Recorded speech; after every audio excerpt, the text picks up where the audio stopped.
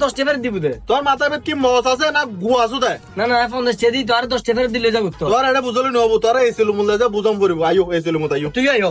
Simple হিসাব ভাই তুই নবুঝতে লাগতো না এসো তুই আরো প্রথমে 50 টাকা দিও তো ইয়ার পরে যদি আবার 10 টাকা দাও 60 টাকা তো 60 টাকা তুমি যদি মজুর টাকা 40 টাকা হারিয়ে দিলে লাভ 20 টাকা তুই এত দেবে আর 20 তুই আর যদি 10 টাকা দাও আর তোর একটা 20 টাকা দিই হ্যাঁ তোর 50 টাকা দিদি না তুই আর 10 টাকা দিলে তো যাবো কি হবে? তোর ফলা ভাই হিসাব না বুঝো।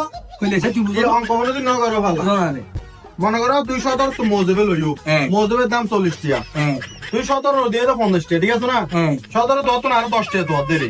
তাহলে টোটাল তোর টি হবে তো 60 টাকা। হ্যাঁ। তো মজব টাকা 40 টাকা হাড়ি ধর আরো 20 টাকা না তো না 17 তুই ভাই আমি দেখো ভাই তো না হ্যাঁ 50 টাকা দি আর 10 টাকা দিলে তো যাবো।